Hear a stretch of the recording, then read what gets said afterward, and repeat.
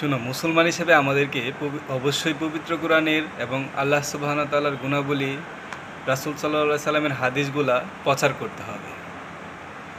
আল্লাহ সুবহানাহু ওয়া তাআলা পবিত্র কোরআনের সূরা আলে ইমরান আয়াত নাম্বার 110-এ আমাদেরকে সর্বশ্রেষ্ঠ উম্মত হিসাবে আখ্যায়িত করেছেন। অর্থাৎ আল্লাহ সুবহানাহু ওয়া তাআলা পবিত্র কোরআনে আমাদের মুসলিমদেরকে সর্বশ্রেষ্ঠ উম্মত হিসাবে সম্মানিত করেছেন।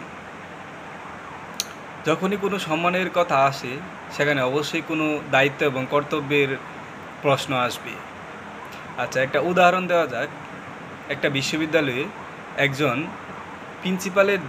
প্রিন্সিপালের সম্মান এবং মর্যাদা একজন প্রফেসর থেকে বেশি থাকে, এবং একজন প্রফেসরের সম্মান এবং মর্যাদা একজন কেরানি থেকে বেশি থাকে। সেক্ষেত্রে অবশ্যই একজন প্রিন্সিপালের দায়িত্ব এবং কর্তব্য একজন প্রফেসর থেকে বেশি থাকে, একজন প্রফেসরের দায়িত্ব এবং কর্তব্য একজন প্রিন্সিপাল থেকে বেশি থাকে। তো আল্লাহ সুবহানাহু ওয়া তাআলা যেহেতু আমাদেরকে পবিত্র কোরআনে সর্বশ্রেষ্ঠ উম্মত হিসাবে সম্মানিত করেছেন, সেক্ষেত্রে অবশ্যই আমাদের কিছু না কিছু দায়িত্ব এবং কর্তব্য আছে।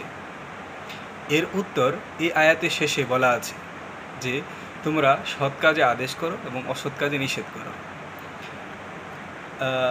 আমরা যদি সৎ কাজে আদেশ না করি আর অসৎ কাজে নিষেধ না করি, আমরা কিভাবে সর্বশ্রেষ্ঠ উম্মত হিসাবে আখ্যায়িত হব?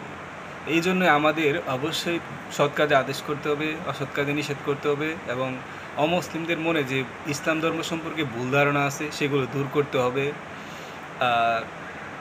রাসূল সাল্লাল্লাহু আলাইহি সাল্লাম একটি হাদিসে বলেছেন, এটা হচ্ছে হাদিস নাম্বার সহিহ আল বুখারী, হাদিস নাম্বার হচ্ছে 3461, যে তোমরা আমার পক্ষ থেকে জ্ঞান প্রচার করো, যদিও এটা এক আয়াত হয়। এই হাদিসের ব্যাখ্যা করলে আমরা জানতে পারি যে আমাদের অবশ্যই, আমরা যদি একটি আয়াতও জানি তাহলে সেটা আমাদের অবশ্যই প্রচার করতে হবে। তো আমরা অনেকে অনেক কিছু জানি, কিন্তু আমরা আসলে তা প্রচার করি না। এটা আমাদের ব্যর্থতা। কিছুদিন আগে আমি পিনাকি ভট্টাচার্যের একটা প্রতিবেদন পড়েছিলাম ইউটিউবে, যে 2021 থেকে 25 পর্যন্ত কোটি কোটি টুইট প্রচার করা হয়েছে ইসলামের বিরুদ্ধে, অর্থাৎ এলিগেশন। তারা ইসলাম ধর্ম সম্পর্কে অপবাদ তৈরি করেছে, মিথ্যা বানিয়ে। আর অথচ আমরা সত্য কোরআন পেয়েও এটা আমরা প্রচার করছি না। এটা আমাদেরই ব্যর্থতা আসলে। আল্লাহ সুবহানাহু ওয়া তাআলা পবিত্র কোরআনে সূরা আল আসরের আয়াত নাম্বার 4-এ বলেছেন যে, জান্নাতে যাওয়ার জন্য 4টি মানদণ্ড স্থাপন করেছে। এক হচ্ছে ঈমান আনতে হবে, সৎ কাজ করতে হবে, আর পরস্পরকে সত্যের উপদেশ দিতে হবে, এবং পরস্পরকে ধৈর্যের উপদেশ দিতে হবে। অর্থাৎ এই আয়াত অনুযায়ী যদি আমরা 5 ওয়াক্ত নামাজ পড়ি, হজ, নামাজ, রোজা, যাকাত সব কিছু করি, তাও কিন্তু আমরা জান্নাতে যেতে পারবো। আমাদেরকে জান্নাতে যেতে হলে অবশ্যই আমাদেরকে পবিত্র কোরআনের দাওয়াত দিতে হবে, আল্লাহ সুবহানাহু ওয়া তাআলার গুণাবলী অমুসলিমদের কাছে প্রচার করতে হবে, মহানবী হযরত মুহাম্মদ সাল্লাল্লাহু আলাইহি সাল্লামের হাদিস গ্রন্থগুলা অমুসলিমদের কাছে প্রচার করতে হবে। আর আমরা যদি মনে করি যে আমরা যদি ইসলাম প্রচার না করি, সেক্ষেত্রে ইসলাম প্রচার বা প্রসারিত হবে না, তাহলে আমরা বোকা স্বর্গে বসবাস করতেছি।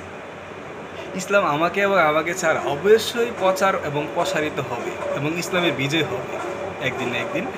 তো এটা আমাদের ব্যর্থতা যে আমরা ওই প্রসারে অংশগ্রহণ করতে পারছি কিনা।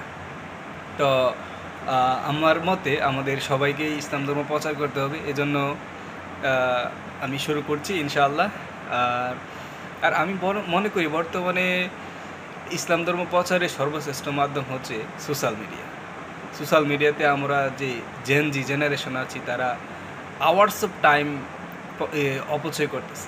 সেক্ষেত্রে আমরা অবশ্যই ইসলামের দাওয়াতগুলা সোশ্যাল মিডিয়ায় প্রচার করতে পারি। তো লেটস স্টার্ট।